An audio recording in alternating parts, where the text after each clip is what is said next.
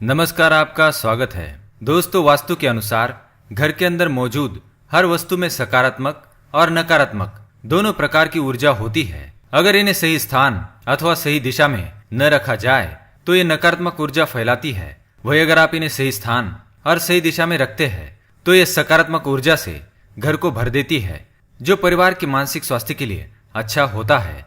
आज का विज्ञान भी इस बात को मानता है कि घर में मौजूद हर एक वस्तु ऊर्जा तरंगे छोड़ती है।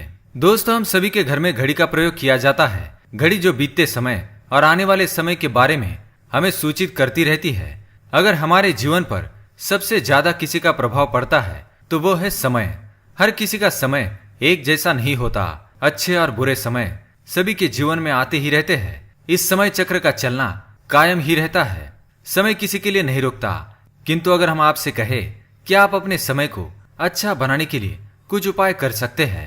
जी हाँ, आज हम घरों में लगी घड़ी जिसको हम रोज निहारते हैं, पर कभी ये नहीं सोचा कि ये घड़ी हमारा समय बदलने में और अच्छा समय लाने में मदद कर सकती है। दोस्तों, हम कई बार जीवन की छोटी छोटी चीजों को नजरअंदाज कर देते हैं, पर वही चीजें हमारे भाग्य पर अच्छा और बुरा प्रभाव डालती है। आज हम आपको बताने जा रहे हैं कि कैसे घड़ी की सही दिशा आपके जीवन को भी सही रास्ता दिखाने में मदद कर सकती है। इसके अलावा कैलेंडर को किस जगह लगाना चाहिए और किस जगह पर नहीं, ये भी आज हम आपको बताएंगे। अगर आपने चैनल को अभी तक सब्सक्राइब नहीं किया है तो इसे सब्सक्राइब कर लीजिए, ताकि आप ऐसी आध्यात्मिक और महत्वपूर्ण जानकारी वाले वीडियो देख सके। सबसे पहली बात, घड़ी के प्रकार। वास्तुशास्त्र में घड़ी अगर गोल और अंडा आकार की हो तो सबसे उत्तम माना जाता है, पर आजकल देखा जा रहा है कि बाजार में कई सारे प्रकार की घड़ियां मौजूद है, जिसमें घर के सदस्य या भगवान के फोटो भी लगाए जाते हैं। लेकिन दोस्तों, घड़ी के साथ तस्वीरें लगाना बिल्कुल भी सही नहीं है। इससे आपके घर के सदस्य के जीवन पर समय का प्रभाव देखने को मिल सकता है। और भगवान की तस्वीर घड़ी में बिल्कुल भी ना लगाए, क्योंकि भगवान की तस्वीर को रोज दीप, अगरबत्ती और पूजन की आवश्यकता होती है, और घड़ी तो कई महीनों तक धूल में पड़ी रहती है। इससे भगवान का अपमान होता है और शुभ माना नहीं जाता। हो सके तो घड़ी का आकार गोल और अंडाकार ही पसंद करें। घड़ी का गोल अथवा अंडाकार हमारी पृथ्वी के आकार को दर्शाता है। चौकोर घड़ी में नुकीले कोण होते हैं, और वास्तु के अनुसार नुकीली चीजें नकारात्मक ऊर्जा का संचार करती है।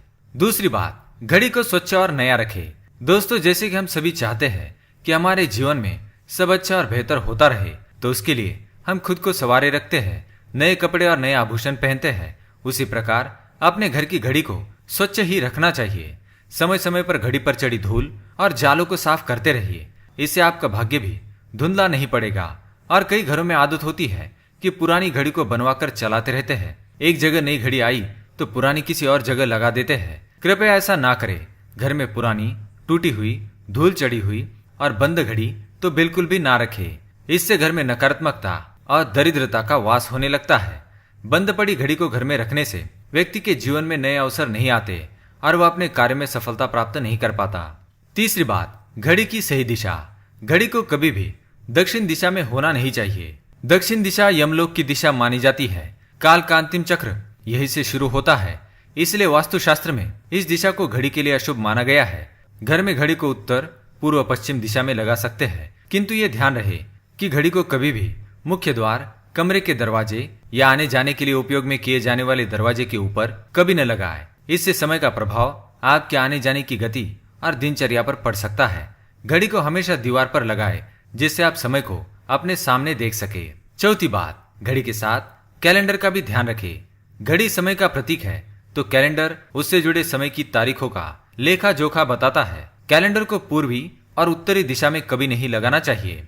इससे वास्तु दोष उत्पन्न होता है। और कृपया अपने घरों में नए कैलेंडर के साथ पुराना कैलेंडर कभी न लगाए। कैलेंडर और घड़ी दोनों ही आने वाले समय के सूचक है, जो हमें आगे बढ़ने की प्रेरणा देते हैं। उन्हें समय के अनुसार ही लगाना चाहिए। घड़ी को कभी पीछे समय के साथ ना रखें। आप 5-10 मिनट आगे जरूर रख सकते हैं। इससे आपको कभी भी उस समय का काल चक्र और दुष्ट परिणाम प्राप्त नहीं होगा। ये एक छोटा सा उपाय बताना चाहेंगे। रुकी हुई घड़ी और पुराना कैलेंडर आपके भाग्य को भी रुकावटों से भर देता है। इसलिए वक्त के साथ आगे बढ़ते रहने के लिए घड़ी और कैलेंडर को बदलते रहिए। और कैलेंडर को कभी भी अपने सोने वाले कमरे में ना लगाए, ना ही मुख्य द्वार पर टंगाए। ये शुभ माना नहीं जाता। पुरानी घड़ी को किसी को दान में देना शुभ माना जाता है। इससे आपके जीवन से बुरा समय निकल जाता है।